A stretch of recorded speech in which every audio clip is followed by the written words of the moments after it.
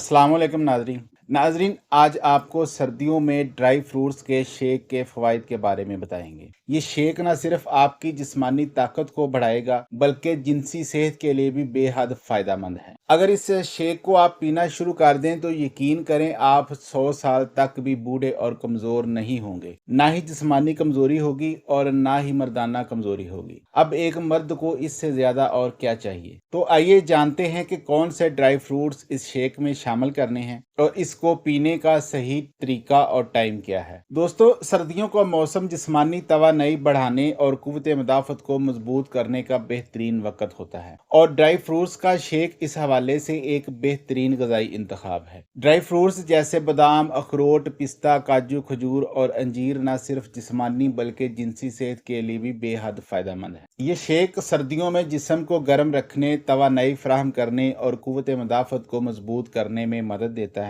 इसमें शामिल ग़िज़ाई अज्जा जैसे प्रोटीन, विटामिन, मिनरल्स और एंटीऑक्सीडेंट्स न सिर्फ जिस्मानी सेहत को बेहतर बनाते हैं बल्कि मर्दों और औरतों की जिनसी सेहत पर भी बहुत मुस्बत असर डालते हैं। जिस्मानी सेहत के हवाले से बात की जाए तो ये शेक तवानाई फराहम करता है और थकन को दूर करता है, सर्दियों में जिस्म को गर्म रखता है, कुव्वत मदाफ़त को मजबूत बनाता है, हड्डियों को मजबूती फराहम करता है क्योंकि ड्राई फ्रूट्स में कैल्शियम और मैग्नीशियम वाफर मिकदार में मौजूद होता है। दिल की सेहत को बेहतर बनाता है क्योंकि ये मोनोसैचुरेटेड और पॉलीसैचुरेटेड फैट से भरपूर होते हैं। जिनसी सेहत के लिए फ़वाइद की बात करें तो ये शेक मर्दों में टेस्टोस्टेरोन लेवल बढ़ाने में बहुत ही हेल्पफुल है, स्पर्म की क्वालिटी और म्यार में इजाफा करता है, जिस्मानी कमजोरी और थकन को दूर करता है। ये शेक बॉडी में ब्लड सर्कुलेशन को बेहतर बनाता है जो कि जिनसी सेहत के लिए बहुत ही जरूरी है। खजूर और अंजीर जैसे अज्जा जिस्म में हार्मोनल बैलेंस बरकरार रखते हैं। तो अब बात करते हैं ये शेक बनाने के लिए जरूरी ड्राई फ्रूट्स कौन से हैं। ड्राई फ्रूट्स के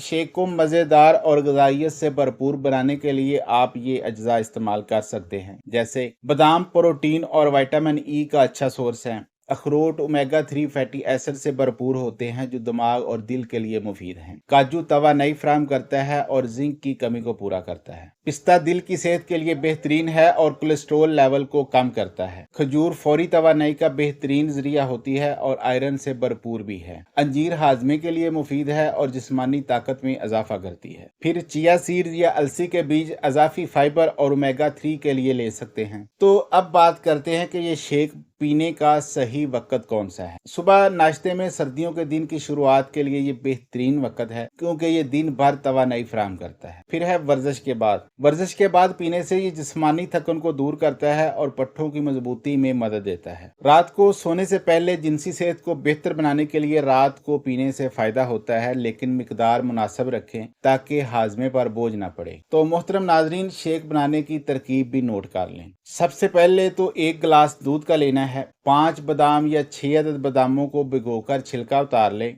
2 अदद आपने अखरोट लेने हैं। पिस्ता 5 से 6 अदद, काजू 4 से 5 अदद, खजूर 2 से 3 अदद, शहद 1 चम्मच इख्तियारी है, अगर चाहें तो शामिल कर लें। फिर 1 चुटकी दालचीनी का पाउडर जायके को मजीद बेहतर बनाने के लिए। इन तमाम ड्राई फ्रूट्स को दूध में डालकर ग्राइंडर में अच्छी तरह पीस लें। फिर इसमें शहद और दालचीनी शामिल करें। शेक को आप ठंडा या हल्का गर्म करके पिएं, वैसे सर्दियों में हल्का सा गर्म पीना ज्यादा बेहतर है। इस शेक को पीने के दौरान कुछ एहतियाती तदाबीर का ख्याल रखना भी जरूरी है। ज्यादा मिकदार में शेक पीने से गुरेज करें क्योंकि ड्राई फ्रूट्स में कैलोरीज ज्यादा होती हैं। ज़्याबातीज के मरीज शहद का इस्तेमाल ना करें। अगर बच्चों को देना है तो बच्चों में इसकी मिकदार बिल्कुल कम रखें। शेक को हमेशा फ्रेश बनाकर पीना ज्यादा फायदेमंद है।